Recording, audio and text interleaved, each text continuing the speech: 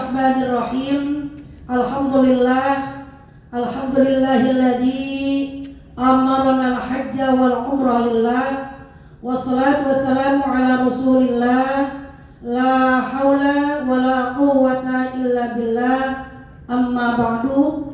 Subhanaka la ilma lana illa ma 'allamtana. Innaka antal alimul hakim. Wa rabbi shrah li sadri wa yassir li amri wahlul 'uqdatam min lisani yafqahu qawli.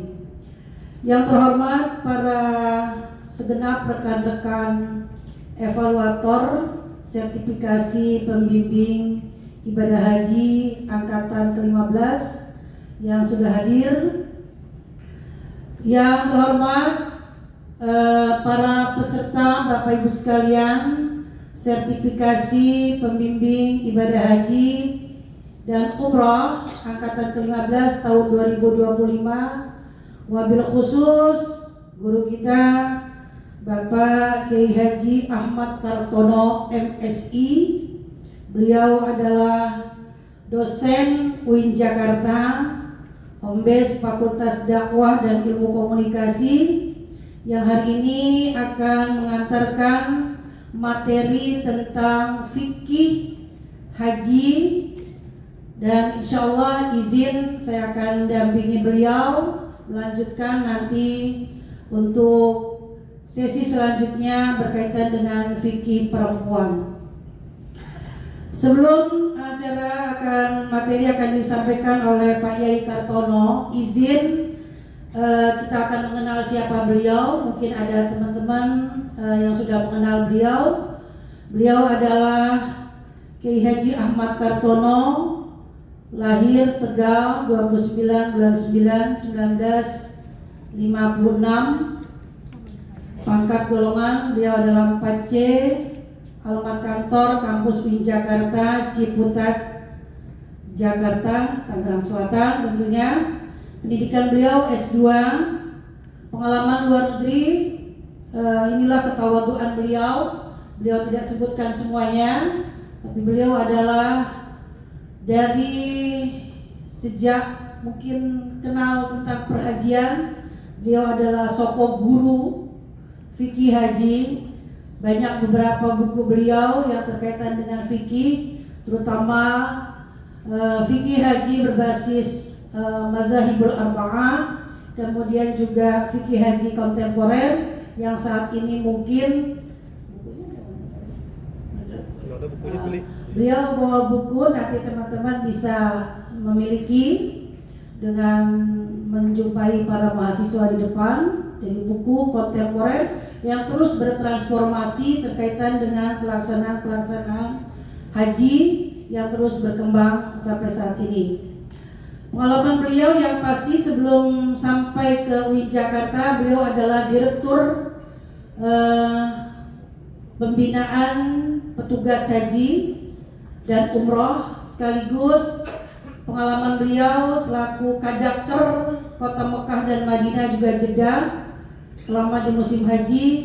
Sudah saya tidak akan sebutkan satu persatu pengalaman beliau.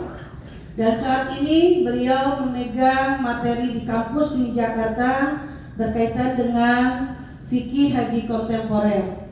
Untuk itu Bapak Ibu sekalian yang saya hormati, kita akan menghabiskan waktu sampai pukul 10 untuk menerima materi terkait dengan fikih haji. Mungkin nanti dibagi sesi karena beliau ada 4 JPL. Selanjutnya di hari ketiga kalau tidak salah, bicara tentang haji selanjutnya. Mungkin hari ini beliau akan menyelesaikan babul umroh, jadi sampai terkait dengan ihram sampai mungkin sa'i dan tahallul untuk pelaksanaan umroh. Untuk itu dengan tidak mengurangi kualitas waktu, kita persilakan saja dan langsung mungkin beliau nanti akan lebih mengenalkan diri, siapa beliau tentunya. Pada Pak yang terhormat Pak Yai Kartono, kami persilakan. Ya, apa maksudnya? GTE.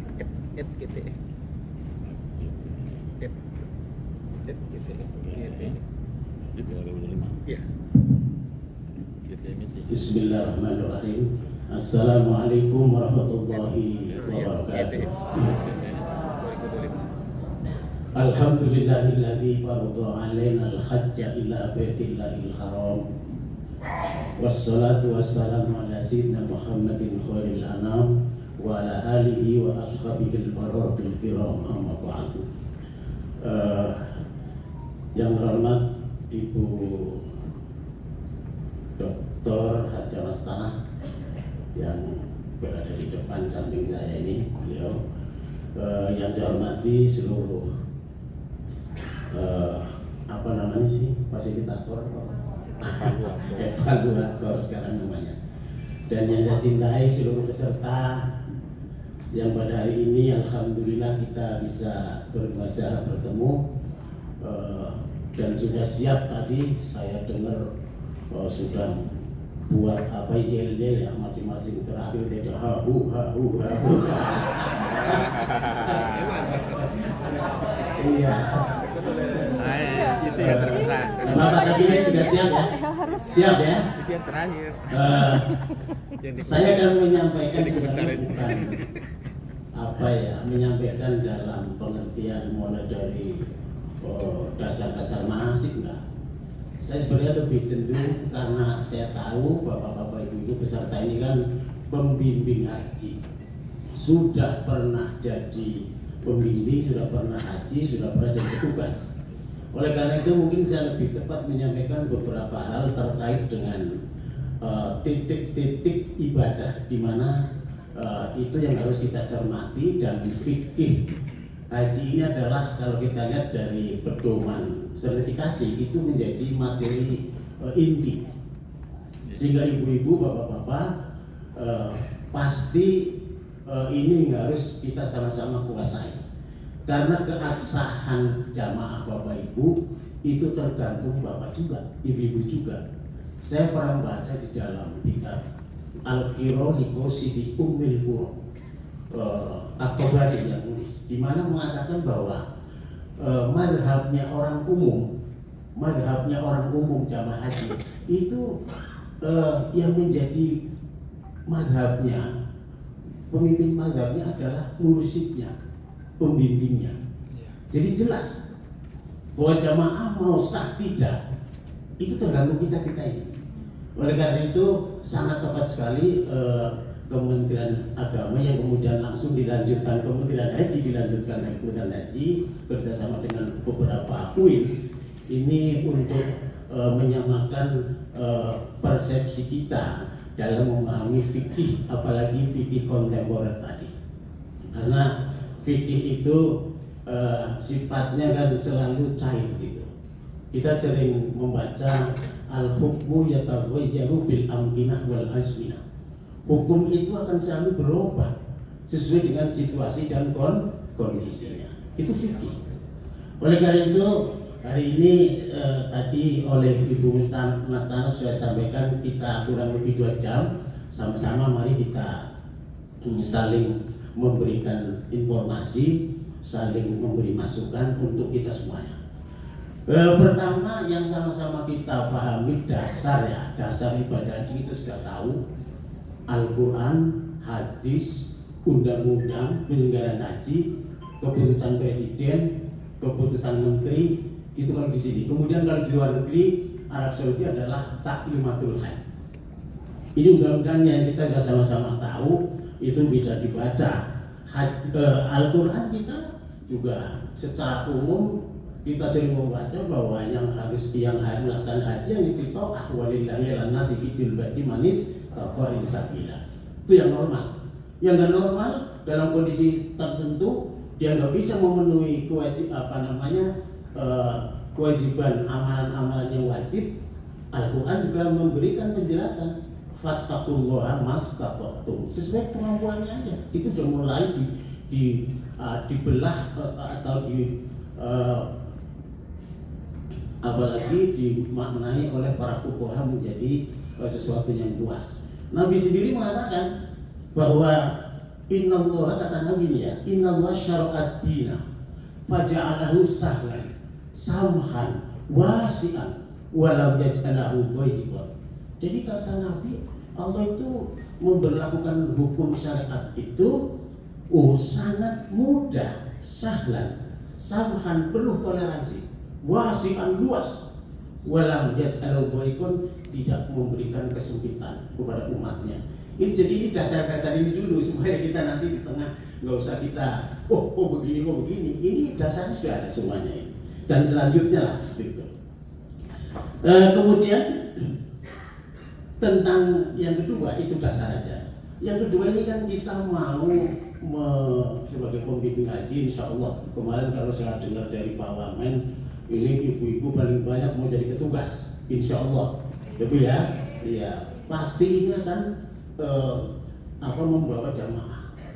Nah, yang harus kita paling pertama apa ya, memasuki tanah haram itu harus berihram. Kita masuk dari Jeddah atau dari Madinah masuk ke Mekah, apa ya harus ihram? Pakai ihram wajib apa tidak? Ulama ternyata berbeda pendapat. Jadi kalau jumhur ulama, mayoritas mengatakan orang mau masuki Mekah baik mau haji wajib atau haji sunnah atau lainnya wajib berihram. Jumhur ulama. Tapi mazhab Syafi'i mustahab sunnah. Mau berihram haji atau tidak nggak usah apa-apa. Mazhab Syafi'i ini fikih ini. Kita bicara fikih. Jadi nggak usah khawatir kalau nanti ada di antara kita petugas. Begitu dia bapak-bapak ibu-ibu yang bawa jamaah, kemudian ada petugas yang PPIH yang Arab Saudi mau tugas di Mekah, ternyata dia nggak pada ihram, ya biarin aja nggak apa-apa. Menurut mazhab Syafi'i masalah, dia mau haji atau tidak terserah. Mungkin sudah haji, mau haji sunat atau haji itu terserah aja mazhab Syafi'i. Tapi jumhur ulama adab mau masuk tanah haram harus berihram, haji atau ihramnya haji atau ihram umroh. Itu yang kita pahami. Jadi supaya kita nggak bingung gitu. Karena masalahnya gini, nanti ibu bapak akan ketemu lagi orang yang sudah masuk di Mekah.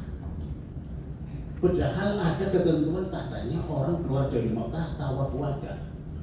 Ada orang bolak-balik. Sudah dia umroh keluar ke Jeddah atau ke Madinah, balik lagi ke Mekah, boleh nggak? Nah ini. Jadi ini juga para ulama berbeda pendapat. Yang mengatakan kalau mau keluar dari Mekah tawaf wada siapapun haji, umroh atau orang biasa itu sunat aja tawaf wadanya mazhab Maliki. Yang lain harus tawaf wada. Jadi kita nggak usah bingung gitu kalau bicara fikih, sangat luas dan luas sekali. Itu Bapak Ibu. Kemudian tentang istitoah. Istitoah ini saya nggak akan bahas terlalu panjang. Istitoah itu kan yang penting bagi laki-laki perempuan kita juga paham.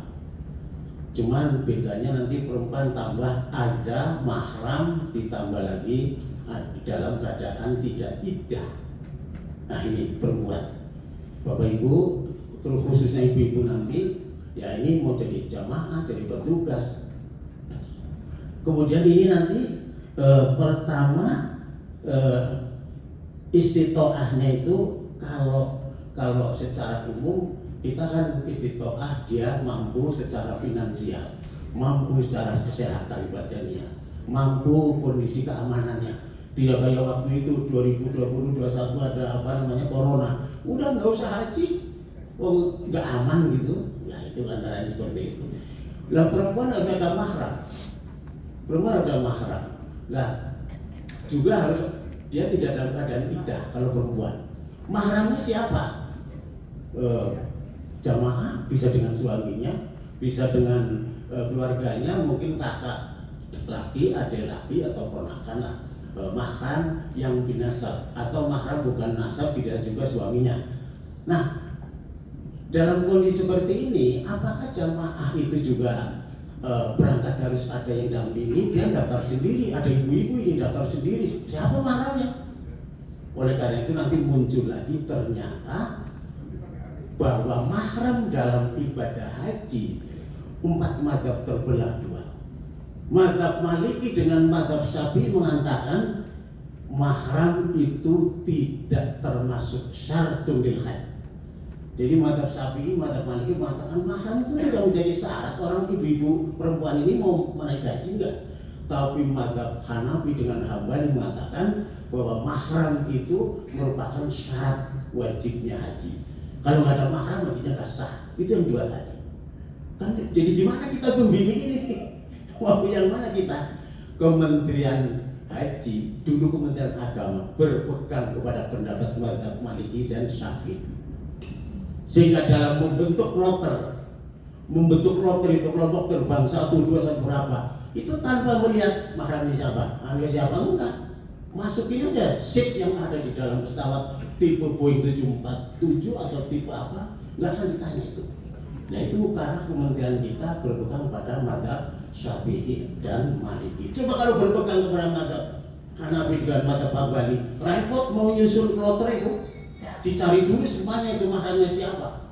Nah ini yang gini maksud saya yang harus kita sama-sama pahami. Jangan nanti kita petugas kok ribut gitu loh, di lapangan ribut, mahramnya siapa, nggak sah, itu kan ribut. Nah itu kita harus menyamakan persepsi semuanya. Dari sisi fikih ini kita bicara soal sisi fikih. Nah kemudian tentang idah, ulama itu sepakat orang dalam keadaan iddah tapi boleh berangkat haji itu karena dia tolak bain. Jadi tolak sudah 3 kali kan? Atau di sana tertulis dengan tolak mabtut di dalam fikih itu. Itu nggak ada masalah, udah berangkat haji aja. Tapi kalau dia dalam keadaan iddah, tolak rojai atau tolak karena wafat suaminya, ini harus dilihat dulu. Mau berangkat haji nggak boleh. Tetapi mazhab Hambali mengatakan boleh. Jadi ada kelonggaran lagi. Jadi itu yang harus kita nanti sampaikan kepada jamaah kita, atau kita dalam menentukan sesuatu pada saatnya kita membimbing jamaah, itu harus dilaksanakan dengan sebaik-baiknya. Mau ikut siapa, mazhab siapa, dengan dipadukan dengan undang-undang atau aturan yang berlaku. Harus begitu. Itu fikih itu. Nah, dalam istitoah sendiri, istitoah itu dibagi 4. Istitoah itu dibagi 4. Jadi dalam haji dahulu pertama, orang yang istitoah secara fisik dan finansial, ini wajib haji. Dia mampu secara finansial, punya duit untuk bayar. Kemudian dia juga sehat, wajib dia haji. Tapi kalau dia yang kedua, istitoah yang kedua, kalau dia tidak punya uang, tidak sehat, ya udah nggak ada kewajiban haji. Yang kedua. Yang ketiga, istitoah yang ketiga, orang memiliki uang tapi tidak sehat, wajib haji, sekalipun dengan cara hajinya dibatalkan. Dengan cara dibatalkan. Tapi orang yang fisiknya tidak sehat, uang juga nggak punya, ya nggak kewajiban. Dan itulah sekarang istitoah itu kan ada, kalau mazhab Syafi'i ada istitoah binafsi, ada istitoah bilwahi. Jadi 2 mazhab Syafi'i. Istitoah binafsi itu betul-betul kemampuannya oleh diri sendiri. Ya dia mampu secara fisik, secara finansial, aman, laksanakan sendiri ini binafsi. Tapi kata mazhab Syafi'i, boleh saja kemampuannya karena orang lain. Boleh kata mazhab Syafi'i. Contohnya yang sakit-sakit dengan dibadalin orang lain, oke. Kita sehat tapi kita disuruh tugas, dibayar oleh pemerintah. Kita bukan istitoah binafsi itu, istitoah bil pemerintah tadi. Iya kan? Kita bisa menurut mazhab Syafi'i. Oleh karena itu tuh teman-teman kita jadi petugas, semuanya pada berangkat. Ya nggak bayar, dia sehat, dia diutus oleh lembaganya, sah hajinya. Malah dapat donor tadi, dapat uang, alhamdulillah. Ya ini istitoah mazhab Syafi'i itu yang bisa memberikan kelonggaran. Tapi kalau yang lainnya enggak, kita pada Syafi'i bisa istitoah binafsi. Nah, wanita tadi walaupun istitoah tadi ya jamaah kita, termasuk kita jadi petugas, ya ada hal-hal lain yang harus izin sama suami. izin sama suami. Itu kalau kita mau berangkat haji, suaminya nggak berangkat, kita izin sama suami. Suaminya mengizinkan kita berangkat. Tapi dalam fikih, kalau kita minta izin sama suami, hajinya haji wajib ini jamaah. Kalau suaminya menolak, tinggal aja berangkat aja, nggak masalah katanya. Tapi yang repot nanti pulang berantem. Tapi nggak boleh. Tapi kalau hajinya haji sunat sudah berulang-ulang, kalau suami bilang sudah nggak usah, udah ikut suami. Kalau haji yang kedua begitu. Tapi kalau pertama boleh ngomong dulu, diskusi sama suami. Malah dalam mazhab lain mengatakan udah berangkat tinggal kewajiban ini kepada Allah. Tapi takut kita nanti pulangnya udah berantem, tidak khawatir gitu ya. Nah kalau di Sulawesi Selatan kalau nggak salah itu yang berangkat haji istrinya dulu. Ini ada teman-teman dari Makassar. Oh iya, gitu ibu ya. Biasanya ibunya cuma berangkat, bapaknya nanti deh. Bapaknya mah naik ibunya aja nanti pulang. Itu, jadi istiqomah itu bagi wanita seperti itu ya. Nah kemudian kita lanjut tentang mikot. Nanti kita diskusi kalau ada yang tentang mikot. Mikot itu kita tahu lah, sudah pada melaksanakan kita. Tapi yang jadi masalah, mikot kita ada gelombang 2, perjalanan kita ada gelombang 1, gelombang 2. Gelombang 1 biasanya karena jamaah kita besar ke Madinah dulu. Baru dari Madinah di mikot Dzul Hulaifah atau Bir Ali atau Abyar Ali, terserah nyebutnya apa. Itu baru niat yang gelombang 1. Yang gelombang 2, kalau mau niat di atas pesawat nanti ya silahkan aja. Atau turun nanti niatnya di Bandara King Abdul Aziz. Cuman kan itu ada mikot mansus, ada mikot ghairu mansus. Kalau Bandara King Abdul Aziz ghairu mansus, mikot yang tidak ditentukan Nabi, tapi hasil istihad para ulama. Gue selalu khawatir itu.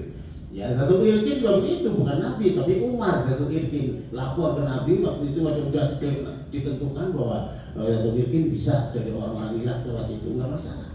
Nah ini tentang mikot. Cuma yang jadi masalah begini.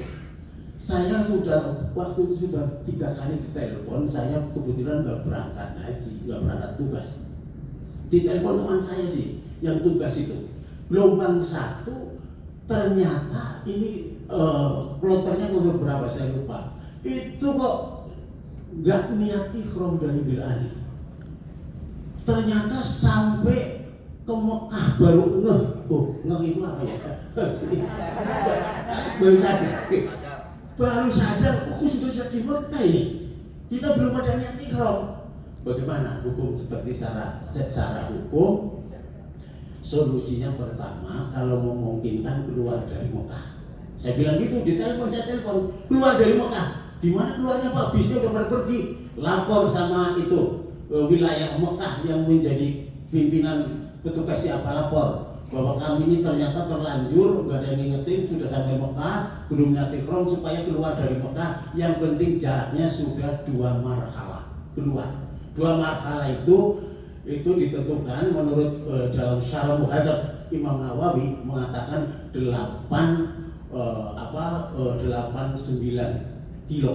Berarti dari Mekah ke Jeddah lah kurang lebih. Kalau arah ke sini ke Sumaisi. Tapi kalau arah Madinah itu dari Jamjum, ya, dari Jamjum. Mungkin kalau pernah lihat itu kan, Jamjum sana Jeddah sini. Itu yang penting keluar dari Mekah. Kalau sudah terlanjur 89 km, niat balik lagi. Ini yang telepon saya, udah nanti ya kok coba diselesaikan, nanti saya telepon lagi ya Pak. Iya, setelah telepon ke saya lagi, Pak, ini nggak bisa mutusin Pak, petugas di Mekah. Loh, kan banyak itu, ada konsultan ibadah, banyak kiai. Pak, dia malah mau lapor menteri. Lapor menteri, menterinya Pak Lukman waktu itu, Pak Lukman Hakim. Benar lapor menteri. Telepon saya, Pak, sudah lapor menteri, Pak, itu petugas hijau di Mekah, Pak. Terus hasilnya, kata Pak Menteri, ini bis ini yang 5 bis itu suruh balik lagi ke Madinah. Masya Allah, dalam hati saya, apa nggak ada yang ngerti fikih itu orang balik itu. Kalau itu orang sepuh semua bisa pada mati semua itu. Nah kan itu jaraknya berapa kilometer? Berapa? Hampir 500 ya? 400. Suruh balik lagi ke padahal fikih jelas-jelas. Pertama tadi suruh keluar. Masa Pak Menteri tinggal nyuruh sama orang, siapin bis, bayar gampang, kan begitu. Kalau saya jadi menteri tapi selesai, jamaahnya nggak capek, selesai. Ternyata gimana? Balik lagi, kok masya Allah, saya sampai geleng-geleng, kok sampai begini menyulitkan orang cara ini belajar fikihnya gimana ya? Kalau memang sulit sekali, ibu-ibu sulit sekali, bapak sudah sampai ke Mekah, dia nggak mau, duitnya ada, udah bayar dam aja niatnya di hotel Mekah. Labbaik Allahumma umratan. Nah, kalau haji ya labbaik Allahumma Aja. udah niat di Mekah aja, sah hajinya, asal bayar dam, udah selesai. Tapi ini kan jamaah bisa protes. Mana petugasnya? Udah dibayar kamu ya? Oleh duit saya bisa begitu jamaah. Makanya hati-hati jadi petugas, hati-hati. Tapi solusinya seperti itu. Nah kalau tadi dari Madinah gelombang 1, dari Madinah baru sampai ke rest area, namanya Sasko ya. Kalau dari Madinah ada Sasko rest area. Berapa Sasko? Sasko ya. Sasko kalau Sasko mobil. Itu berhenti di situ. Kemudian setelah berhenti itu sudah baru kelewat belum niat dari Bir Ali tadi. Udah di depan Sasko, kira-kira itu lebih dari 50 kilo. Ada tulisan sebelah kiri, Hada Muhadat Mikot Juhfa. Lihat sebelah kiri, setelah 50 kilo. Oh berarti niat di situ aja. Niat di situ aja, udah di mobil, nggak usah turun. Labbaik Allahumma umratan, labbaik Allah. Kalau haji. Jadi nggak usah ribut. Kalau kita ada yang ngeh dan kita paham, udah tenang aja, nggak usah balik lagi ke Bir Ali jauh lagi. Udah turun sini aja, ada mikot kedua. Jadi kalau kita lupa mikot pertama, ngelewatin mikot kedua, niat dari mikot kedua. Itu Juhfa itu lurus sebagai dari garis itu lurus ke Juhfa sebagai mikot yang kedua. Kalau ternyata itu masih lewat lagi, masih lupa tadi, udah masih terus saja belum ngeh, udah dekat Mekah ini baru pada paham, baru pada sadar, udah niat di situ aja. Yang penting jaraknya dari tempat itu ke Mekah sudah 2 marhalah. Udah selesai, kita bisa kita sebagai pembimbing jamaah kita sah, kitanya sah insya Allah seperti itu. Itu fikih. Ini gelombang 1. Kalau gelombang 2 niatnya ada yang dari atas pesawat, tapi ini hati-hati. Saya niatnya gelombang 2 dari pesawat aja, dari pesawat. Kalau ini lurus garis ke bawah, Qardul Manazil atau Yalamlam, begitu jamaah. Apa ini bisa lurus? Saya nggak yakin.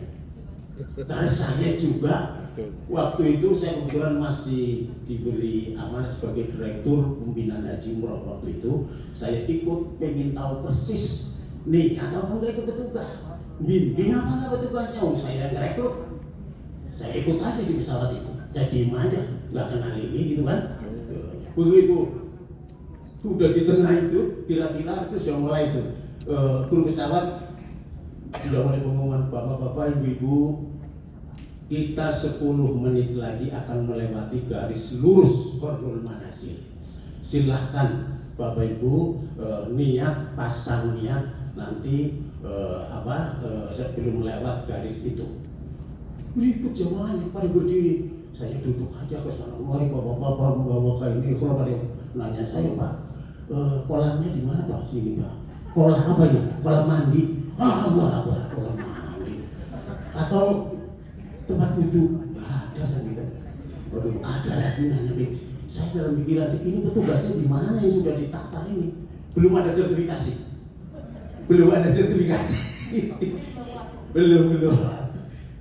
Udah ribut kayak gitu, pengumuman lagi. Tadi kan kata 10 menit lagi. Pengumuman lagi, kurang 5 menit lagi, bapak-bapak sudah siap dari turunnya. Ini petugasnya masih diem aja, nggak ada respon apa. Petugas, ya TPHI, ya kesehatan, nggak ada yang respon apa-apa. Saya, waduh, dalam hati saya, nanti deh turun di tidak, saya omelin gitu. Betul. Terakhir pengumuman Bapak Ibu, ini kita tinggal 3 menit lagi niat di sini. Si guru pesawat, si bapak-bapak itu petugasnya baru Assalamualaikum warahmatullahi wabarakatuh. Bapak Ibu, saya Ketua Haji Bidang Ibadah. Saya akan menyampaikan kepada Ibu bagaimana teknis pelaksanaan niat di atas pesawat ini karena lurus dengan ke bawah ya turun manazil. Jadi nanti Bapak Ibu yang tamat ikut saya. Nah ya labbaik Allahumma umratan atau nawaitul umrata wa akramtu biha lillahi ta'ala diartikan. Bagi yang kira nanti Bapak Ibu ikut nawaitul hajj wal umrata wa akramtu bihima ya lillahi ta'ala. Yang ifrat labbaik Allahumma hajjan atau nawaitul hajj wa akramtu billahi ta'ala. Bapak Ibu nanti begini penjelasannya kalau sudah niat lama lebih dari 3 menit berarti sudah lewat mikot. La ilaha illallah. Saya itu semakin marah dalam hati saya, ini percuma ditatar, ini petugas ini. Pembela aja apa? Iya benar. Ya tapi kan jadi udah lewat turun di Jeddah. Baru saya panggil, mumpung saya punya kuasa. Saya panggil, mana itu kalau tadi petugasnya mana kumpul di sini. Ketemu saya, Bapak Ibu, petugas, iya Pak. Mana TPHI saya? Bagian ibadah saya. Kesehatan mana? Ada petugas daerah ada Pak. Tadi ketika niat sadar kan, lewat mikot apa belum lewat mikot? Kasihan jamaah udah lewat semuanya. Itu kalau di total Bapak-bapak. Ini pesawat tipe 474 Boeing 450 orang kali 1 jamnya, waktu itu masih 500 real. Berapa miliar yang nanggung sampean semua ini. Pucat mukanya dia. Hah? Sanggup mau nanggung ini pedang seperti itu? Gak ada yang jawab gitu. Hati-hati. Ikut penataran nggak? Ikut Pak. Waktu penataran ngantuk apa gimana? Jauh itu kalian. Terus mau gimana ini? Nggak bisa memberi solusi mereka. Aduh gimana ya Pak kalau gitu? Ya solusinya gimana ya Pak? Gimana? Tapi mau saya kasih solusi? Mau banget Pak. Begini, mereka itu karena sudah terlanjur melewati seperti itu, udah kumpulin aja lagi. Nanti niatnya di bandara ini Abdul Aziz supaya memperbarui niat. Karena mereka juga gak paham, cuma ngikutin bapak-bapak. Itu baru saya suruh niat lagi. Selesai gak usah setengah jam. Jadi ini masalah mikot hati-hati. Malah lebih baik di atas pesawat gelombang 2 itu niatnya sebelum lurus garis mikot. Baru naik pesawat kira-kira itu masih turun nanti kira-kira sampai ke garis lurus kira-kira masih setengah jam lagi boleh bosnya. Malah waktu corona jamaah dianjurkan niatnya naik pesawat, niatnya di bandara, bahkan ada di asrama, karena sepakat ulama fikih bahwa niat ihram sebelum mikot itu boleh, sepakat. Tapi kalau niat ihram lewat mikot tidak boleh. Ini harus menjadi hati-hati kita seperti itu Bapak Ibu sekalian. Nah, kemudian tentang pakaian ihram ya, bagi laki-laki jelas. Cuman selama ini yang dimaksud laki-laki pakaian ihram yang tidak berjahit, itu saya suka dengerinya akhirnya dipahami harus berjahit. Ya kan? Kan itu ihram juga dijahit itu. Iya kan? Betul. Yang benar itu 2 kain ihram bagi laki-laki yang ujungnya tidak bertangkup, ujung sama ujung tidak diikat mati, kayak sarung gitu. Sarung nggak boleh untuk ihram, karena itu mati namanya yang itu ujungnya. Ya, jadi bukan soal dijahitnya, kita salah paham, salah kaprah. Itu yang lucu itu. Nyatanya apa?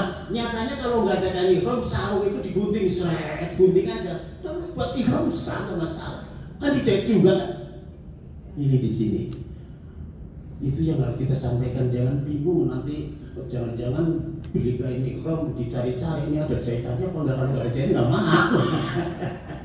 Kemudian ada yang tanya lagi, sudah pakai kain ihram, itu terus dia pakai sabuk nih bapak-bapak ini.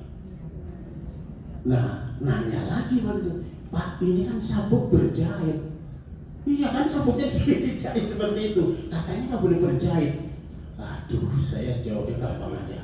Pak, gini aja Pak. Makanya jangan memahami itu berjahit. Kayak ihram yang 2 lembar tadi itu yang bertanggung ya gitu. Sekarang nanya lagi, ini kan sabuk bukan termasuk pakaian ihram.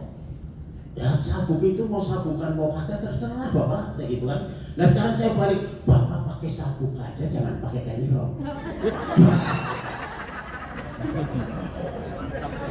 Pakai sabuk aja dan pakai kain ihram. Ketawa malah dia. Iya ya Pak.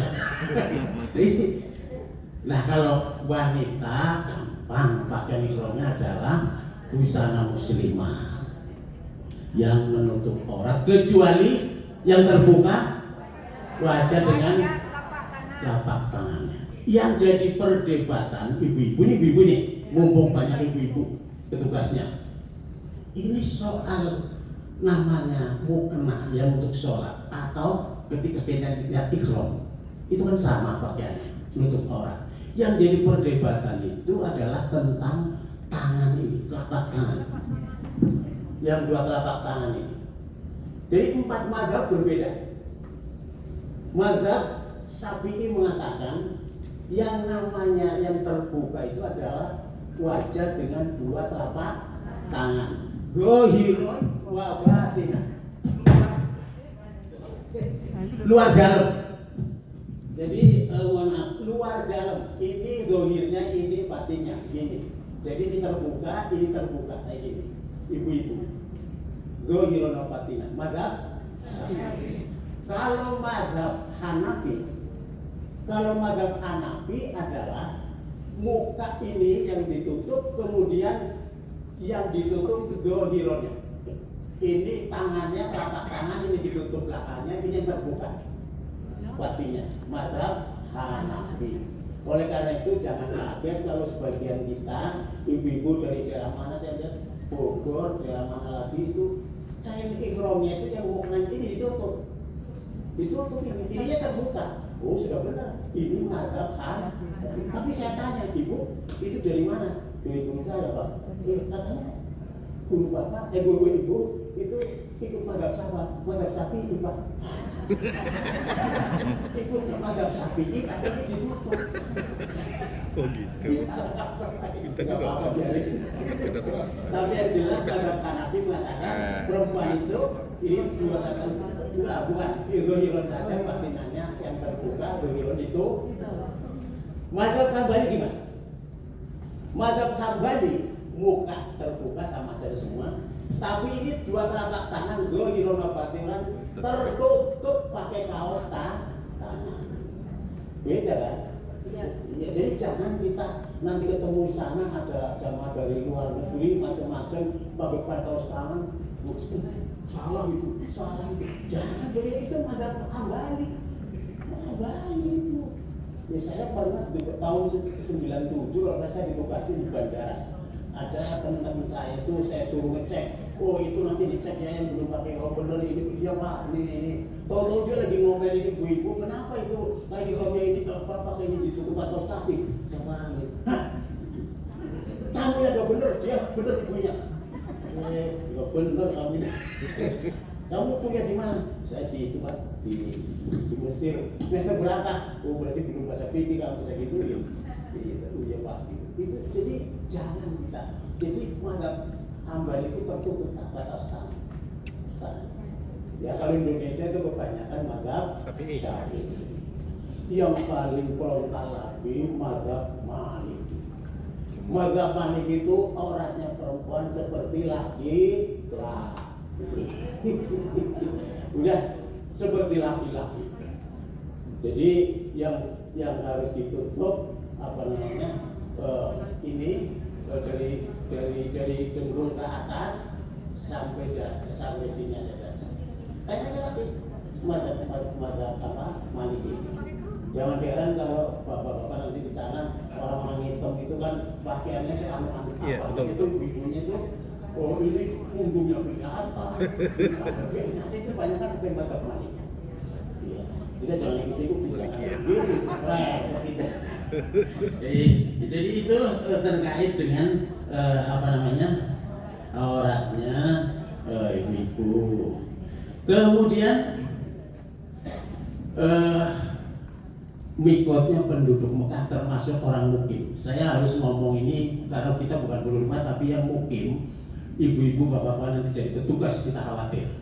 Kalau sudah 3 hari lebih, 3 hari 3 malam namanya mukim, termasuk bapak-bapak, ibu-ibu. Ya, oleh karena itu jamaah kita itu pas mau berangkat ke Arafah tanggal 8 kan sudah datang lama kan di Mekah, iya kan? Kloter-kloter awal tuh, ini namanya sudah mukim jadi mukim. Oleh karena itu niat hajinya dari hotel, iya kan? Nggak usah keluar karena sudah jadi mukim. Penduduk Mekah aslinya itu juga. Tapi kalau umroh penduduk Mekah harus di tanah halal luar.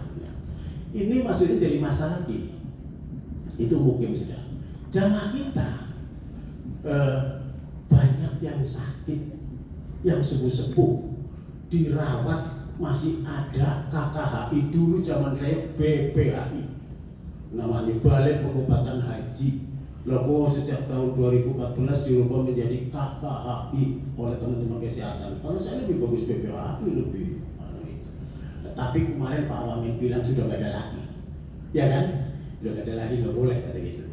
Nah ini maksud saya begini, kalau dulu BPHI atau KKHI, begitu jamaah kita yang di hotel-hotel yang sakit, yang nggak mungkin ikut kloternya mau ke Arafah wukuf, dicek, dipilah-pilah, mana yang bisa ikut kloter ke Arafah, mana yang ditinggal nanti ikut tim safari wukuf, gitu dulu.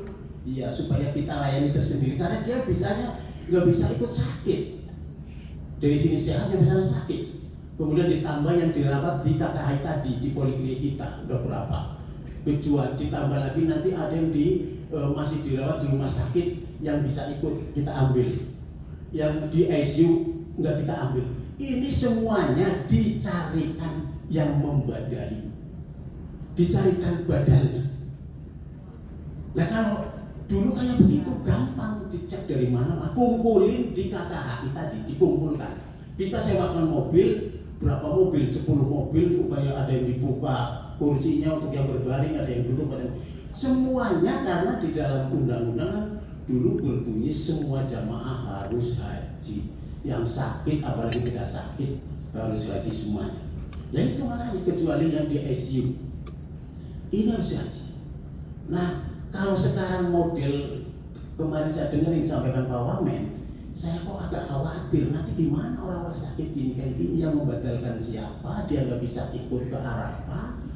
Ini yang paling khawatir saya belum tahu nanti seperti apa kebijakannya, saya belum tahu saat sekarang ini. Karena ini bisa 250 orang, dicarikan yang akan membadali siapa. Kita cari anak-anak kita yang mahasiswa ikut jadi tim apa membantu kita banyak, atau petugas kita yang dari sini sudah sering berulang kali haji, kita tunjuk juga untuk badali. Yang bikin kita kaget lagi begini, itu belum jamaah kita belum tuntas siapa yang badali, masih 100 orang katakanlah. Tanggal 8 petugas kita sudah berangkat ke Arafah. Ini siapa yang ngurus ini? Yang badali siapa? Tahun 2019 ya 2018 itu seperti itu, sudah petugas sudah sampai ke Arafah, ditelepon oleh pimpinan, si A, si B, si ini, si Ahmad Badari ini, si Abdullah Badari ini sudah pada di Arafah, diteleponin. Ini kemudian pada kebingungan, bagaimana saya niat ikhramnya ini, saya sudah di Arafah. Lah ini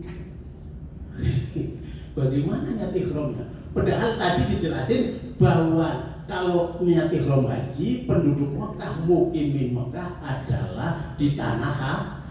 Arafah bukan tanah haram. Arafah sudah masuk tanah halal. Dicari-cari. Saya ada di sana juga. Ternyata ada jalan keluar. Bisa niat ikhram di Arafah. Itu yang ngomong siapa? Yang ngomong adalah salah satu ulama yang menulis buku Mazhab Hambali, namanya Syekh Al-Mardawi. Jadi Al-Mardawi bilang bahwa mikotnya Mekah, orang Mekah, ahli Mekah, mukimin bisa niat dari Arafah. Wala syai'a alaih, tidak dikenakan dam apapun. saya pegangin itu. Saya pegangin terus saya sampaikan, teman-teman dia jangan khawatir, ini ada dasar ini fikih. Ya, jadi fikih itu dalam kondisi tertentu yang nilainya rendah menjadi lebih hebat. Itu fikih. Makanya kemarin kan kalau nggak salah itu di praktek itu kalau tidak salah ada teknis kriteria penentuan hukum oleh fuqaha. Itu ada qaul yang arjah, ada qaul yang roji, ada qaul yang marjuh. Yang arjah itu ya itu yang jumhur ulama. Yang roji mungkin pendapat satu ahli. Yang marjuh yang kurang kuat. Tapi yang marjuh ini seperti yang saya sampaikan bisa menjadi penting. Ini fikih ini Bapak-bapak. Kita menyelesaikan. Jadi jangan kita punya pikiran, kalau gitu talfek dong. Ngambil pendapat yang paling ringan untuk orang ini enggak. Kalau dalam haji, permasalahan haji itu bukan talfek atau ulama. Itu adalah mengambil solusi hukum untuk menyelesaikan persoalan. Bisa Bapak-bapak nanti baca itu di kitabnya namanya Al-Ibsah ala Masailil itu. Ya juzu taklidu ahad min al-a'immatil arba'ah. Kita boleh ngambil salah satu pendapat dari 4 mazhab fi mas'alatin dalam satu masalah. Kemudian mengambil lagi ke madzhabun akhar fi mas'alatin ukhra. Pendapat lain saya ngambil lagi pendapat yang lain boleh. Itu di dalam Al-Ibsah ala Masailil Idhah itu syarah dari Al-Idhah Imam Nawawi. Jadi itu bisa dipegangin kita untuk menyelesaikan soal-soal hukum, dan itu saya tulis. Makanya tadi saya nulis buku tadi dibilang itu Bu Dr. Mas Dana, saya nulis itu ada buku namanya fikih 4 mazhab ya. Itu saya nulis itu. Kalau yang mau boleh. Itu saya bawa dari 50 buku kalau saya. Itu bisa untuk membantu kita dalam persoalan-persoalan seperti ini. Kemudian ihram bil istirak. Ini penting. Kita niat ihram tapi dengan syarat. Saya mau ihram tapi kalau seandainya saya di jalan sakit, saya mau tahalul. Begitu. Itu dasarnya apa? Nabi waktu mau berangkat dari Madinah ke Mekah mau haji ke rumah Duba'ah dulu. Duba'ah itu masih ada hubungan famili, Duba'ah bin Zubair. Begitu masuk ke rumah Duba'ah, Duba'ah bilang, ya Rasulullah, ini uritul haji, saya mau haji Rasul. Walakini syahiyah, tapi saya lagi sakit. Nabi langsung huji wastariti. Huji wastariti. Inna mahali khatwa pasatni. Kata Nabi begitu. Duba'ah, kalau mau bagi haji walaupun kamu sakit, udah berangkat aja. Tapi niatnya nanti dengan istirahat bersama. Niat istirahat itu gimana? Niat istirahat itu labbaik Allahumma umratan kalau umrah. Haji ya labbaik Allahumma hajjan. Wa in habasani habisun pamahili khaitu habasani. Itu niatnya. Ya Allah, saya sanggup panggilanmu untuk haji. Kalau saya terjadi apa-apa di jalan, ada uzur, ada halangan, saya di tempat itu saya mau tahalul. Itu boleh. Hadis Nabi. Kemudian oleh ulama disikapi, mazhab menyikapinya yang menyatakan bahwa itu boleh. Mazhab Syafi'i, mazhab Hambali. Mazhab Hanafi dengan Maliki kurang sependapat. Faedahnya apa orang istirahat itu? Niat ihram dengan istirahat. Kalau betul-betul tengah perjalanan sakit, di bawah rumah sakit gak bisa nerusin haji, sampai nunggu ke Arafah dia itu sampai sakit, sampai tahu-tahu dipulangin. Kata mazhab Syafi'i sah, dia niatnya sudah haji. La sauma wala qudhu'a wala ghair. Itu hebatnya orang pakai niat istirahat. Oleh karena itu saya selalu kalau mau tugas sama teman-teman menginformasikan kepada ketua-ketua kloter, tolong diterapkan istirahat. Hukumnya sunat tapi faedahnya luar biasa. Faedah luar biasa. Orang itu nggak bisa menyelesaikan hajinya tapi hukumnya sudah haji. Wala kudu awal soma wala fidyata wala ghairu. Itu di mazhab Syafi'i dan mazhab Hambali.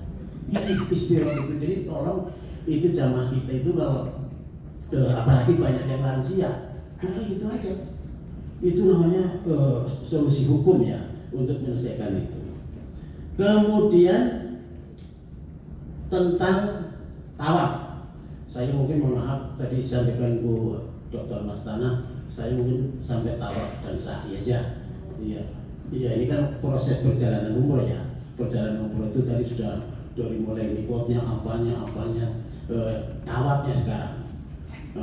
Tawaf itu kan apa namanya? Katakanlah kalau jatah matu, ini tawaf umroh. Nantinya kan tawaf ifadah setelah haji kan, setelah Arafah Musdalifah Mina ya, baru tawaf ifadah, tawaf haji atau tawaf ziarah. Itu yang jadi persoalan, ternyata para mazhab itu menyatakan jumhur ulama yang namanya tawaf itu harus suci dari hadas besar kecil. Itu orang tawaf kayak sholat. Tapi mazhab Hanafi mengatakan tidak jadi syarat suci hadas besar kecil. Wah, berarti orang tawaf nggak pakai itu boleh dong, nggak pakai itu mazhab Syafi'i, mazhab Hanafi.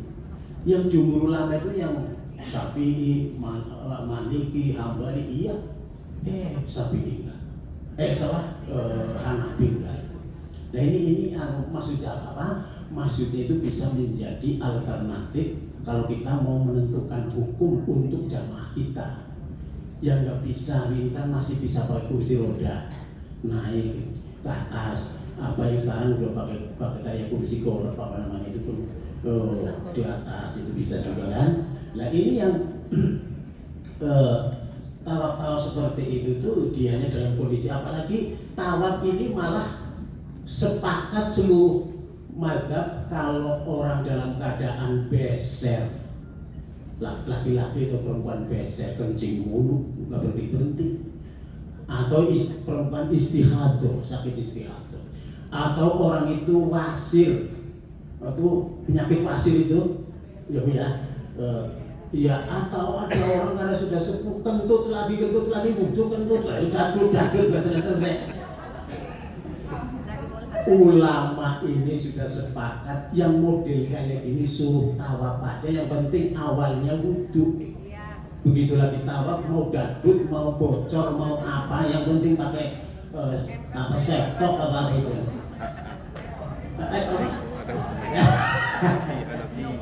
Iya, yang tadi yang sakit ini, yang sakit sesuatu, ya bapak-bapak yang kasih yang itu pakai celana dalam nggak masalah itu. Nah ini yang kayak gini yang perlu kita sampaikan kepada jamaah kita nanti seperti itu dalam pelaksanaan tawaf. Dan tawaf itu nanti juga ada yang nanyakan, pas mau tawaf niat apa enggak kita? Itu ada dua pendapat. Pertama, kalau tawafnya sunat, tawaf nagar, harusnya. Tapi tawaf haji tamatu, sudah umroh ini kan tawaf umroh nih, sudah niat, sudah ini begitu tawaf, nggak usah niat, udah satu paket. Sampai nanti tawaf ifadah pun sudah satu paket, nggak usah niat. Itu pendapat pertama. Tapi pendapat kedua, boleh seandainya niat. Jadi nggak sulit sebenarnya ini. Yang penting jangan pada berantem di depan Ka'bah. Gara-gara kayak gitu. Saya lihat itu pembimbing sama pembimbing lagi ribut soal begini nggak bisa, ini nggak bisa. Nggak bisa apanya ini? Ini nggak bisa apanya? Ternyata sama-sama nggak paham dua-duanya. Pahamnya itu doang. Iya. Jadi ada solusi-solusi lain. Yang penting jangan dalam kondisi normal ngambil yang paling mudah. Tidak sesuai dengan mazhab yang diikuti, itu yang tauhid nggak boleh. Tapi untuk menyelesaikan solusi itu boleh ditawaf. Apalagi nanti pada haji wanita nanti tawafnya orang seperti apa, nanti ya setelah ini ya apa nanti di waktu lain lah kita sampaikan tentang. Nah, termasuk kita tawaf sudah apa? Mungkin 4 putaran, 5 putaran. Yang bermadzhab Syafi'i senggolan di situ, disenggol ke sana kemari, batal madzhab Syafi'i ya kan? Terus bingung dia, wudu dia keluar sudah 4 putaran. Ingat putarannya di mana? Sebelah situ nanti wudu, balik situ lagi. Sampai ke situ muter disenggol lagi, wudu lagi sana, balik lagi, masih belum yakin puas. Ketiga kalinya disenggol lagi baru Waduh, saya mau harus bagaimana ini? Harus berarti dia pindah madhab, ya kan? Dalam rangka solusi hukum, bukan untuk milih yang gampang.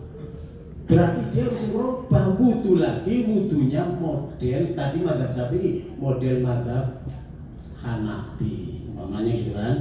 Ya, berarti gimana? Ya sama, tapi bedanya nanti pas basuh ini, basuh rambutnya. Itu basuh rambutnya itu pas ini taruh air biur ke belakang, tarik lagi ke depan. Biur belakang, tarik lagi. Biur belakang, tarik lagi. Begitu. Udah selesai. Mau dia senggolan sama perempuan apa ya? Cuma karena tadi menggunakan mazhab Syafi'i pindah mazhab Hanafi, berarti bukan nerusin yang 4. Kan beda kan? Berarti harus dari awal. Itu modelnya itu. Jadi ini yang orang-orang kita itu kasihan, jamaah kita, bapak-bapak, ibu-ibu, tolong itu dibantu yang seperti ini. Jangan langsung terus kalau nggak bisa lagi butuh lagi, kan selesai. Jangan itu kayak begitu.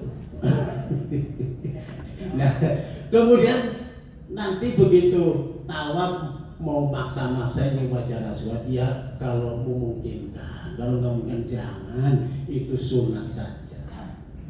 Sunat saja. Sholat tawaf, baca tawaf, sholat sunat 2 rakaat di mana? Jangan di belakang makam Ibrahim. Kalau lagi kondisinya krodit penuh, jangan maksa. Kata Imam Nawawi dalam kitabnya Syarah Al-Majmu' Syarah Muhadzab mengatakan bahwa mundur saja sholat sunat tawafnya di mana saja asal dalam Masjidil Haram.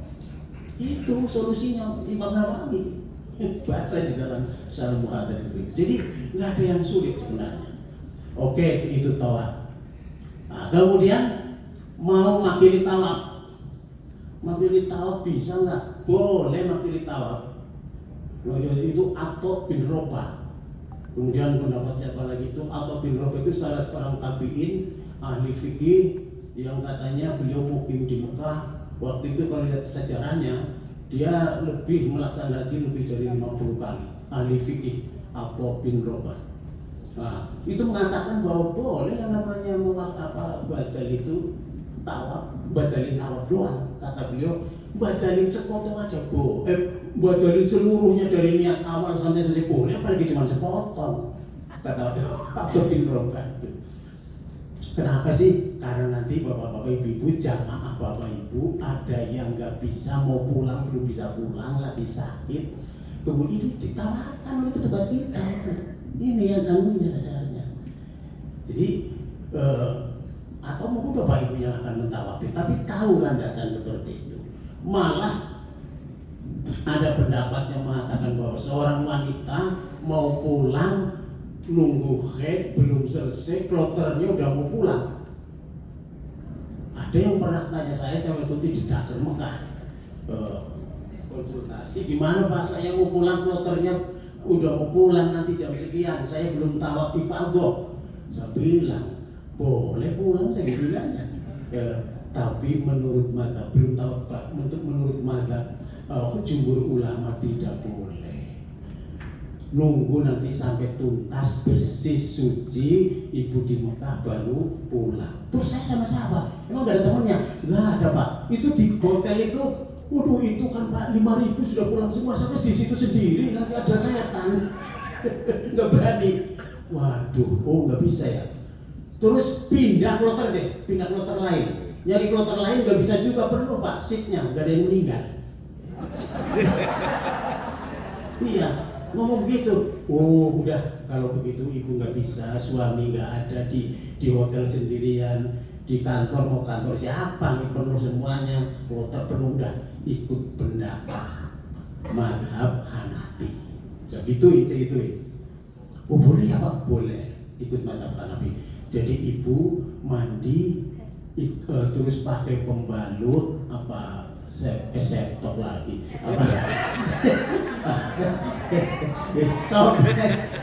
dibalut yang itu, baru berangkat ke Masjidil Haram, tawaf 7 kali putaran. Kan udah mandi tadi kan, walaupun tadi sudah selesai tawaf keluar lagi darahnya nggak masalah. Tapi konsekuensinya ibu bayar kifarot 1 onta. Kaget ya, satu onta harganya berapa Pak? Kalau sekarang itu onta 6.000 satu, dikonversi uang kita 1 real 4.000, berarti 24.000 Bu. Berapa ini? 25 juta. Nggak ada Pak, duit saya nggak habis, benar habis Pak, boro-boro segitu. Waduh, kalau gini udah ada jalan keluar yang ketiga. Segitu. Yang ketiga ada jalan keluar, ibu tuh nggak bisa, nggak mampu. Kata dalam satu riwayat Imam Ahmad mengatakan bahwa ibu tawaf saja, tapi konsekuensinya cuma membayar dam 1 kambing. Masih ngomong lagi sama saya, Pak, habis kita. Benar nggak ada utang sama temannya utang nggak ada juga Pak, udah berbelanja. Aduh, gimana caranya? Tapi harus pulang saya Pak. Oh ya udah, pendapat yang keempat. Pendapat yang keempat, Ibnu Taimiyah mengatakan orang yang sudah tidak punya apa-apa, mau tawaf ibadah mau pulang, ditinggal nggak bisa, ini nggak bisa, tawaf saja sudah. Setelah selesai wala syai'a 'alaiha, tidak dikenakan apapun. Alhamdulillah. Itu solusi itu. Ini. Tapi nggak boleh bohong ibu-ibu yang tadi, atau bapak ibu yang tadi nggak boleh bohong. Kalau memang masih punya uang beli kambing, dia ikut yang itu. Jangan bohong, nggak ada saya bohong bisa itu. Nah ini solusi tentang tawaf. Terakhir tentang sa'i ya, tentang sa'i. Sa'i itu begini Pak. Sa'i itu kalau kita baca semuanya kan mengatakan sa'i itu termasuk rukun apa wajib haji. Sa'i itu wajib haji apa rukun haji?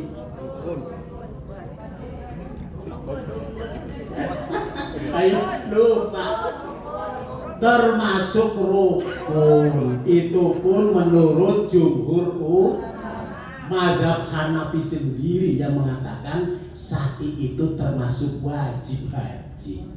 Nah ini yang jadi solusi. Jamaah kita sepuh lansia tawaf aja tadi pakai kursi roda, mau sa'i lagi bayar lagi. Repot lagi nih. Uangnya punya enggak? Kalaupun masih bisa suruh sa'i, kata mazhab Hanafi cukup 4 putaran aja. Kalau sampai 7 putaran sampai 4 aja nggak apa-apa. Wajib 4. Yang 3 putaran cukup bayar fidyah. Itu mazhab Hanafi. Ini solusi nih untuk jemaah kita nanti. Jadi yang gini-gini tolong kalau kita itu pasti akan ketemu jamaah kita itu yang sepuh-sepuh, yang ini sa'i udah kecapean, mau dipaksa. Yang penting jangan sampai mereka itu malah milih sa'i dulu baru tawaf. Itu yang hati-hati. Hati-hati, saya itu berulang kali dari Arafah, Musdalifah. Saya nggak ikut masuk Musdalifah, saya langsung pulang ke Masjidil Haram. Saya sering kalau ditugas. Pengen tahu, ngecek jangan sampai ada jamaahnya kesasar. Itu tahun berapa? 2010, 2011. Itu jamaah kok tahu-tahu saya sampai di situ jam 11 malam.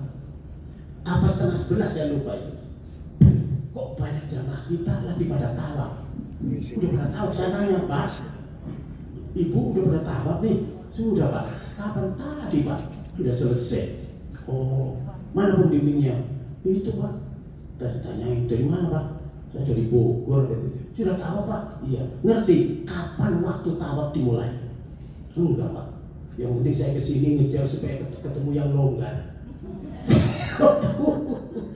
Jadi yang namanya tawaf ifadah waktunya sama dengan lontar jumroh akobah. Jamroh jangan jumroh, jamroh akobah. Kalau jamroh itu batu kerikil, kalau jumroh bara api. Tapi kita nyebutnya seringnya lempar bara api mulu. Jamroh yang benar. Jamaknya jamal. Itu bapak-bapak itu saya bilang setengah 11. Udah Pak tadi udah ini. Istirahat dulu pada minum air jam-jam, nanti tawaf lagi ya. Kira-kira ada 20 orang gitu. Tawaf lagi nanti. Kenapa Pak? Belum waktunya sudah tawaf ya. Iya. Terus lontarnya sudah belum? Belum. Tawaf dulu baru nanti mau lari ke Mina, mau lontar akobah. Dibalik ceritanya. Jadi tolonglah, kalaupun model kayak gitu boleh, tapi lihat waktunya. Kapan mulai waktu lontar? Kapan mulai waktu tawaf? Jangan sampai keliru kayak gitu. Ini mulai tawaf itu harus waktunya ditentukan. Dan sa'i tadi yang benar, sa'i itu harus diselesaikan dulu tawaf yang sah, baru sa'i. Tawaf ya waktunya seperti itu. Jadi ini bapak-bapak ibu-ibu ya mungkin ya tentang jamaah haji, umroh karena tamatu seperti itu ya, karena kebanyakan kita kan tamatu. Kalau yang pakai haji mau qiron mau ifrad silakan aja. Ya, tapi kan begini, apa iya haji saya udah niatnya haji ifrad atau haji qiron, itu kalau belum pengalaman jangan deh, ribet. Dia kloter pertama pakai ifrad, qiron atau ifrad, ya kedodoran mulu nggak selesai. Karena selesainya nanti bisa buka setelah lontar akobah. Itu kalau ifrad dengan qiron, yang enak tamatu itu kalau baru-baru. Jadi tolonglah jamaah kita itu dari sisi kemudahan ibadah, kesulitan, kondisi disampaikan aja supaya dia jangan karena sudah belajar dengan gurunya yang Abdul itu ifrad namanya gitu, milik ifrad ya, padahal ifrad dia juga belum tentu bisa menjaga larangannya. Ifrad pun sebenarnya kalau yang betul-betul mau ifrad udah haji saja, nggak usah umroh, karena haji ada 3 kan, tamatu, qiron, ifrad. Tamatu itu umroh dan haji. Kemudian kalau qiron digabung, niatnya 2, pekerjaannya 1. Labbaikallahumma hajjan wa umratan, kerjanya 1 selesai. Tapi kalau ifrad haji saja. Loh kenapa? Karena pedomannya al-ifrad hajju wahdah. Gitu. Cuma begini, karena mazhab Syafi'i, mazhab Hambali mengatakan bahwa umroh hukumnya kayak haji sama, sehingga setelah haji dia umroh setelah musim haji, ya kan? Ini ifrad menurut mazhab Syafi'i dan Hambali. Kalau menurut mazhab Maliki dengan mazhab Hanafi, umroh itu hukumnya bukan wajib tapi sunnah muakkad. Begitu haji selesai mau umroh muakkad terserah aja, itu sunnah. Umpamanya ada yang berpendapat seperti itu. Jadi jangan kita memahami itu ya supaya jelas gitu. Karena pelaksanaan haji itu seperti itu. Dasarnya apa? Dasarnya waktu Nabi mau berangkat dari Madinah, Nabi kan haji sekali. Berangkat dari Madinah dengan para sahabatnya, itu hadisnya kan bunyinya begitu, kata Aisyah, hadis Aisyah, wa minna man ahalla bi umratin wa haji. Jadi saya berangkat sama Nabi, sama sahabat, kemudian sebagian kita niatnya umroh. Labbaikallahumma umratan tamatu berarti. Wa minna man ahalla bi hajjatin wa umrah. Sebagian kita ada yang niatnya haji dan umroh qiron.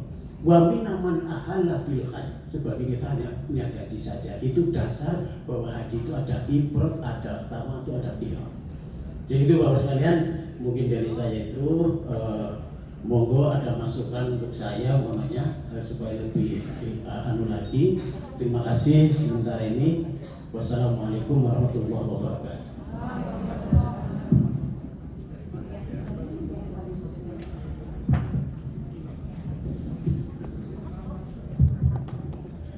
Ya, Bapak Ibu sekalian, kita terlena dengan materi yang begitu sempurna terkait dengan fikih haji. Waktu kita masih 25 menit, jam 9.40 kita istirahat, nanti masuk lagi jam 10. Kita beri kesempatan untuk bertanya. Ada 5 kelompok, izin kita beri per kelompok 2 ya, per kelompok 2. Kita awali dari kelompok 5. Ya, kelompok 5, sebut nama dan kelompok. Berlangsung pertanyaan kelompok 5.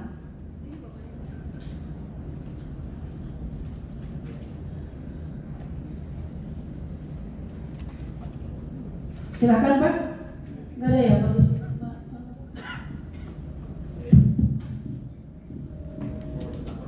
Baik, Assalamualaikum warahmatullahi wabarakatuh. Salam. Izin Pak Haji Ahmad Sultana dan Bu Moderator. Nama saya Ayub Mursalin dari Winsut Lantas Jambi.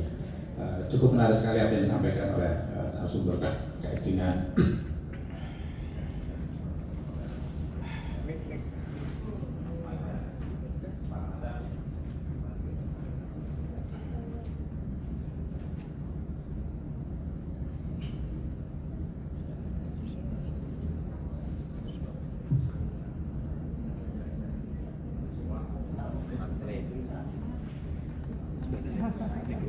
Ya, jadinya aja.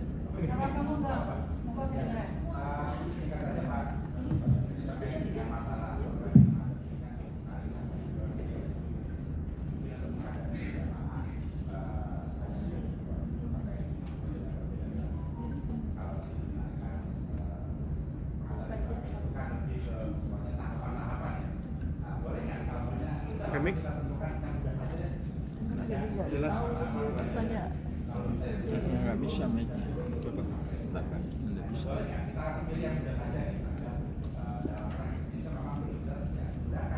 Ya. Kelompok 5, 21 orang lagi. Ya, silakan yang di belakang kali Bu ya. Izin Bu. Mas, kalau nggak pakai mic kita nggak tahu yang udah ditanyakan apa, jadi mungkin kedobelan nanti. Oh iya. Siapa Ibu? Nama Ibu nama? Nama. Dari Aisyah. Di sini saya ingin menanyakan beberapa hal yang sempat menjadi perdebatan ketika haji 2023 itu Pak, terkait dengan haji tamattu itu kan setelah umroh itu kan tahallul ya Pak. Nah setelah tahallul itu kan boleh mengerjakan Yang dilarang. yang tadinya tidak boleh ketika umroh. Tapi perdebatan di sini muncul, apakah bolehnya itu sampai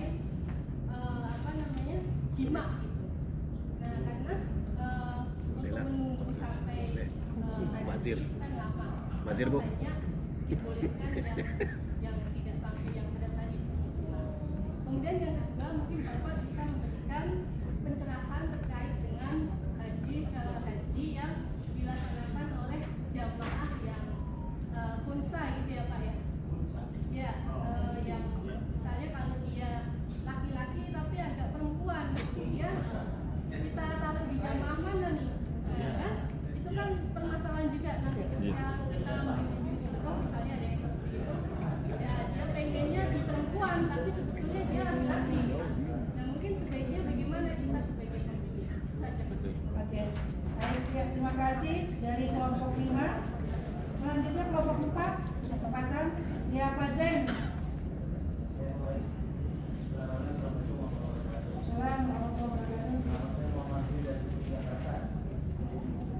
Yang saya tanyakan di Pak Kiai tadi tentang orang yang berpakaian ihram, ini bagaimana kalau yang hernia Pak Kiai?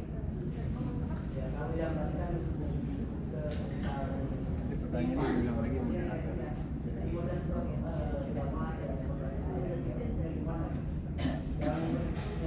barangkali umroh yang berulang-ulang karena umroh haji kan lama tuh ya. Di Mekah dibanding ini fisiknya kuat berarti. Nah ini dia berkali-kali umrohnya ini sudah sampai 10 kali. Ibu sebentar ya, bagi di satu ya. Titip dam, dasarnya dam. Ada ya. Nggak tahu kita dikasih kesempatan berapa. Kedua. Kasus nih Pak Kiai, bisa ziarah tahun 2024 itu masih bisa dia masuk ke Masjid Yang Al-Haram. kemarin ditanyain. Nah, cuman di Jelas bandara dari dia nggak Mas pakai Sekjen. pakaian apa namanya Yang dam. pas lewat di Madinah itu kemudian Ya, itu kan dia nggak basnas. pakaian apa Oh namanya iya. ihram lah Yang gitu. dilakukan di sana. Ah, Nah, di dia sana pakainya dengan akhirnya sini, ya. untuk tadi tuh Pak Kiai. Enggak, siapa tahu Makanya, ada tapi jalan kalau keluarnya yang- untuk ini. Itu tadi dia menyinggung Iya. sama Nah, saya. jadi kalau pakai dam itu gimana kira-kira solusi hukumnya? Barangkali kecuali tahun 2025. Kalau tahun 2025 kan nggak bisa. Kalau bukan bisa yang punya usaha haji atau punya nusuk itu. Barangkali saja Prof. itu maksudnya. Nenek. Kami kesempatan kelompok 3. Kok cuma satu? Oh, cuma satu. Kesempatan ya? Baik, terima kasih Pak Kiai. Udah pegang mic ya? Menarik ya terkait dengan biaya haji dan umroh kontemporer ini. Yang pertama, mungkin sebagai bekal kita sebagai pembimbing nantinya, ada mungkin tadi yang disampaikan oleh Pak Kiai, ada 2 kitab, Al-Idah sama Al-Mughni ya. Ini karena fikih perbandingan. Al-Idah sama Al-Mughni itu kan menjelaskan tentang banyak masail yang di situ juga atas berbagai macam perspektif madzhab. Cuman memang kalau kemudian itu pertanyaannya diterapkan di awal atau untuk menjawab masalah-masalah sebagai solusi itu Pak Kiai. Yang pertama itu, kemudian yang kedua ini yang menarik terkait dengan tawaf. Ada persyaratan tawaf itu kan suci, artinya ini indah syafi'iyah. Terus kemudian kalau menurut mazhab Hanafiyah kan beda lagi, artinya persembahan itu tidak menjadikan batalnya tawaf. Ini pilihan Mbak Jaya, artinya begini, apakah kita berpindah mazhab terlebih dahulu ke Hanafi atau cukup dengan menggunakan mazhab Syafi'i meskipun itu yang marjuh misalnya begitu. Karena kan ada pengecualian ketika ghairu muzahim itu kan tidak dipersoal ya artinya kalau ghairu muzahim itu berarti lamisnya itu yang batal atau yang sakit wudu. Tapi kalau malmusnya kan ghairu yang sakit, tidak menjadi batal. Ini kan yang didahulukan yang mana barangkali seperti itu. Apakah kemudian kita langsung ke mazhab Hanafiyah atau kemudian kita menggunakan rol yang marjuh itu tadi. Kemudian yang ketiga, dari sekian banyak permasalahan terkait dengan pelaksanaan ibadah haji ini, menurut saya ada satu permasalahan yang menurut saya itu remeh, tapi seringkali ditinggalkan oleh para jamaah terkait dengan masalah toharo atau bersuci. Tadi Pak Kiai menyampaikan misalnya ketika ambil mikot di Kornul Manazil atau Yalamnam di pesawat, itu kan kondisinya seperti itu di pesawat. Ini seringkali kemudian bermasalah. Bisa jadi kan ketika kalau ibu-ibu barangkali penting, tapi ketika bapak-bapak dengan menggunakan kain ihram terus kemudian batal, ya ingin ke kamar kecil, itu nanti kan bisa jadi kain ihramnya bisa jadi kena cipratan bekas najisnya. Mungkin itu dulu. Terima kasih. Saya Hasan Suhaimi dari IWIN Kiai Haji Abdurrahman Wahid. Kelompok 3. Kelompok 3. Ya, silakan sebut nama.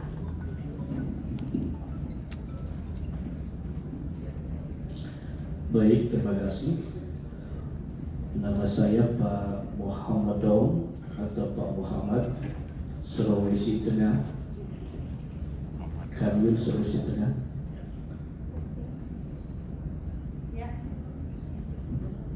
Baik,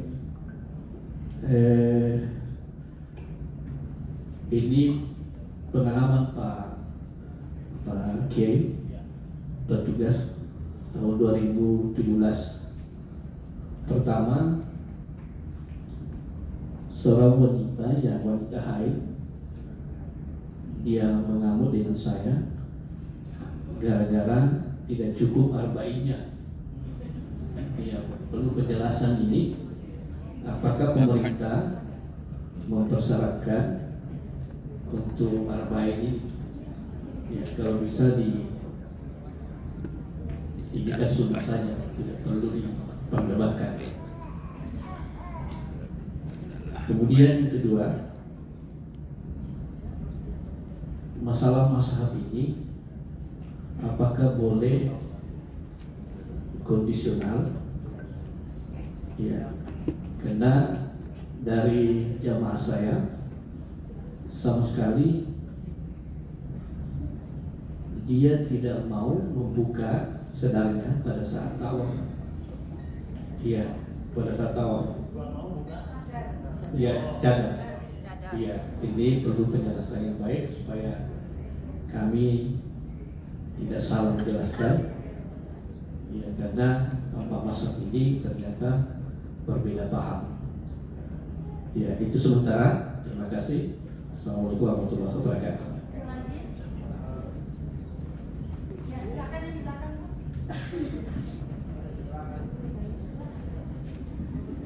Assalamualaikum warahmatullahi wabarakatuh. Saya Royana Hal dari PWNU Jawa Tengah. Sekedar memberi mohon dikritisi, silahkan. Pada intinya tadi yang bisa saya simpulkan dari materi yang disampaikan oleh Bapak sangat menarik sekali sehingga mayoritas di sini tidak mengantuk, Pak. Alhamdulillah. Saya memahaminya karena di dalam Al-Quran itu memang Allah dawuh yasiru wala tu'asiru. Kalau dalam hadis dalam hadis yasiru wala tu'asiru, kalau Al-Quran yuridullah bikumul yusra wala yuridu bikumul usra.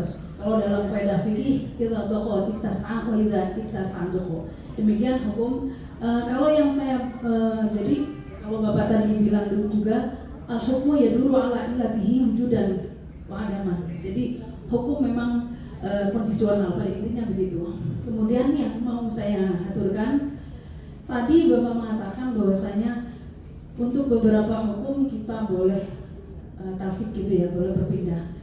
Kalau bisa saya pahami, kalau bisa saya mengatakan, saya pernah membaca dalam Bughyah Al-Mustarsyidin, Syekh Abdurrahman mengutip dari Al-Qurdi mengatakan, kalau selagi kita masih bisa mengambil hukum dari madhab yang kita anut, misalnya madhab Syafi'i, seperti contoh bersentuhan atau tersentuh dalam hal tawaf.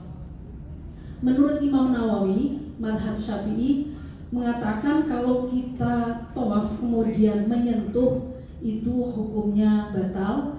Kemudian kalau tersentuh bagaimana, itu ada dua hukum. Yang paling kuat mengatakan hukumnya batal, tapi yang paling lemah mengatakan hukumnya tidak batal. Artinya sebenarnya kita masih boleh menggunakan mazhab Syafi'i walaupun itu lemah. Demikian kalau yang saya baca dalam pendapat Syekh Abdurrahman dalam kitab Bughyah Al-Mustarsyidin. Jadi tetap kita menggunakan mazhab yang kita anut walaupun itu lemah. Demikian, monggo dikritisi dan terima kasih jika ada masukannya. Assalamualaikum warahmatullahi wabarakatuh.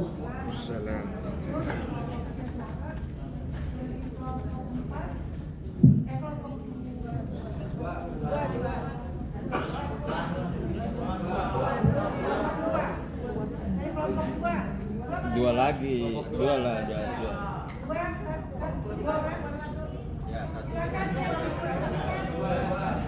Ini tahu dua.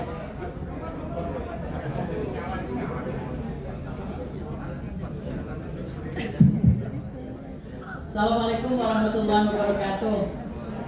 Pak Kiai yang luar biasa, saya amat sangat kepingin Bapak memiliki buku kamus permasalahan dalam haji, sehingga kita para pembimbing haji maupun umroh bisa menjadikan rujukan. Syukur-syukur Bapak kalau musim haji atau musim umroh handphonenya tolong diaktifkan dan nanti kita kasih pulsanya. Baik Pak Kiai, kalau tadi kita tawaf ifadah Pak Kiai dengan struktur keringanan dari onta, kemudian kambing, kemudian sesuatu, bolehkah kita bernazar ketika kita ingin merasakan tawaf ifadah kita itu, haji kita menjadi haji yang sempurna? Bolehkah kita bernazar karena duit yang kita bawa habis, tapi di Jakarta duit kita kontrakan masih banyak? Bolehkah kita bernazar untuk memberikan dam ketika di Jakarta? Yang kedua Pak Kiai, ini jamaah haji kadang-kadang berceritanya menganggap kepada orang umum. Satu ada jamaah kita yang bercerita begini Pak Kiai, gua tuh udah ngambil mikot, cuma malah gua puyeng, gua pulang aja ke kamar hotel. Sampai dia selesai melaksanakan ibadah umroh, dia tidak tawaf, dia tidak sa'i, dan dia tidak tahallul. Mohon solusinya. Yang terakhir Kiai, karena kita praktisi umroh Kiai, kadang-kadang ada jamaah kita yang marah ketika kita mengambil hukum yang lebih hati-hati. Mereka sudah ngambil mikot dari Bir Ali karena situasi malam, kita menjanjikan tawaf dan sa'inya setelah makan malam dan istirahat. Begitu sampai kamar, kita perempuan nih selalu berkata, awas ya, jaga ya pakaian ihramnya. Kaos kaki juga bukanya di kamar mandi. Kerudungnya juga nggak boleh. Tetapi Kiai, benarkah ada yang membolehkan ketika kita sesama perempuan itu boleh membuka aurat kita? Izin Kiai, terima kasih atas jawabannya dan kami tunggu kamus solusi haji dan terima kasih dan pulsanya juga. Assalamualaikum warahmatullahi wabarakatuh. Saya Ustazah Umana dari Fahmi Umi. Fahmi Umi punya Wamen Romo Syafi'i. Ya, satu lagi dari kelompok 2 kesempatan.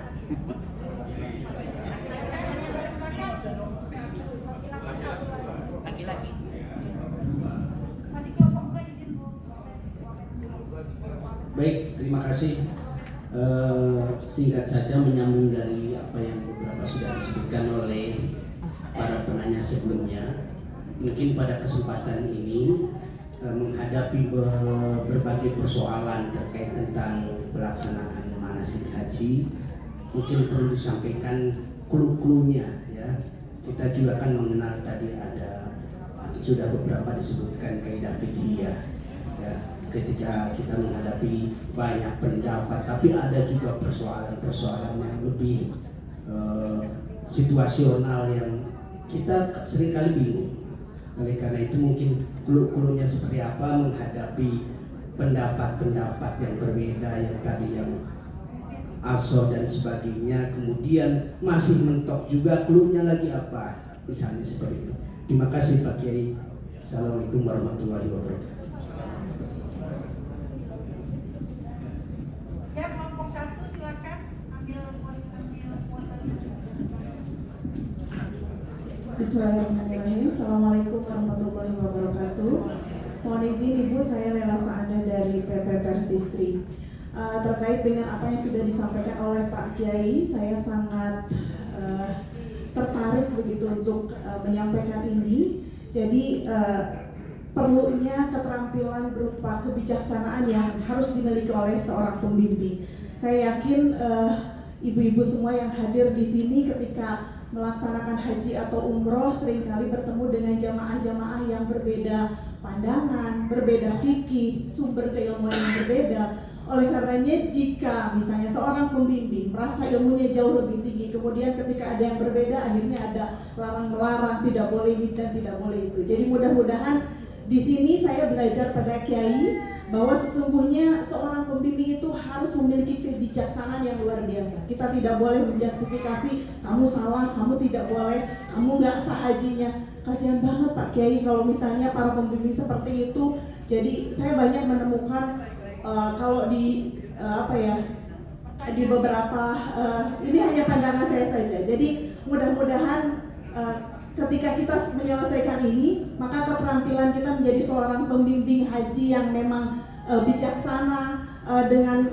heterogennya jamaah haji Indonesia. Mudah-mudahan cita-cita dari Pak atau Kementerian Haji dan Umroh sekaitan dengan berhaji, maka persatuan umat Islam ini menjadi jauh lebih tinggi, maka mudah-mudahan ini terwujud. Itu saja Ibu. Terima kasih. Assalamualaikum warahmatullahi wabarakatuh.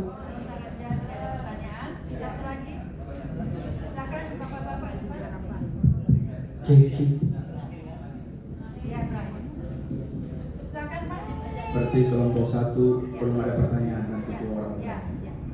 Baik, terima kasih Pak Yai dan Ibu Dokter. Saya Pak Arsad dari Nusa Tenggara Timur, PHU di Kabupaten Sumba Barat. Saya sangat tertarik dengan apa yang disampaikan oleh Pak Yai hari ini. Terus terang, kembali membuka pola berpikir saya yang jauh-jauh dari timur matahari, ada beberapa kasus yang saya alami. Saya setiap hari Minggu, Pak Yai, setiap hari Minggu itu saya buat kegiatan namanya pembinaan manasik sepanjang tahun. Pembinaan manasik sepanjang tahun itu setiap hari Minggu pagi. Beberapa kasus yang saya alami dalam bentuk pertanyaan juga hal yang terjadi pada saat pelaksanaan ibadah haji. Yang pertama terkait dengan sa'i. Sa'i itu kan 7 kali bermulai dari Bukit Safa dan ke Marwah itu hitungan 1. Ya, Marwah ke Safa 2 kan itu hitungannya. Rujukan saya, kitab yang saya gunakan adalah kitab Kementerian Agama yang namanya itu buku tali, juga buku bimbingan itu. Buku tali, saya gunakan namanya buku tali, Pak. Ya. Jadi saya di sana itu saya bilang Bapak Ibu buku tali, ya. Kalau di masing-masing punya daerah punya istilah itu sendiri ya. Saya namanya buku tali, jadi gantung leher, gantung di leher itu. Ya. Itu kitab rujukan saya. Saya pikir itu sangat sudah luar biasa karena dikarang atau ditulis oleh para pakar semua itu. Tidak ada satupun saya jumpa di situ Safa Marwah, dari Safa ke Marwah kembali ke Safa berhitungan 1. Tapi kenyataan yang terjadi, jamaah dia tidak menerima itu, dan itu sampai dilakukan ketika terjadi di kota Mekah. Saya merasa kesalahannya kami pembimbing di daerah. Apakah memiliki referensi yang kurang? Sehingga di sini saya butuh, kalau memang itu ada referensi tentang hal itu, Pak Yai tolong jelaskan. Itu betul. Yang kedua, kain ihram untuk laki-laki itu kan 2 lembar itu. Tadi sudah dijelaskan betul, tidak terjadi. Ya, pernah saya tanya juga terkait dengan ikat pinggang. Tadi sudah dijawab. Sekarang pertanyaannya begini. Ketika dalam kondisi berihram, pada saat itu katakan saya ihram bagian bawah saya itu terkena najis, yang mau tidak mau harus saya ganti pada saat itu. Kondisi pada saat itu saya memiliki hanya 2 lembar itu. Apakah boleh saya menggunakan sarung sholat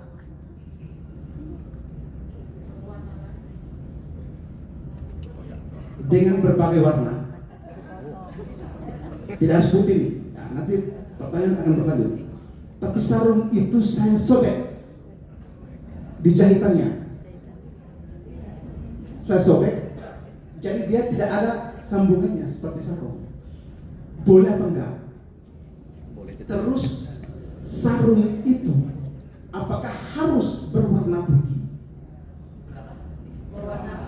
Berwarna putih ataukah warna apa saja boleh, yang penting bersih?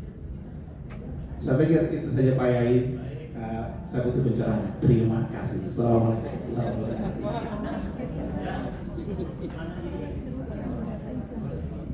Ya, sudah Pak? Baik Bapak Ibu sekalian yang saya hormati, waktu kita itu jam 9.45 istirahat. Kalau mau dijawab, ini semuanya 10 pertanyaan. Mau jeda istirahat dulu atau setelah coffee break kita masuk kembali? Kita pending dulu supaya lebih fresh. Setuju teman-teman? Oh yang jawab yang depan aja. Oke, baik, izin. Ini lagi-lagi bijak dalam memberikan kebijaksanaan. Bimbing itu harus bijak melalui keputusan bersama. Karena sudah 9.45 kita istirahat. Nanti kita masuk lagi sudah dalam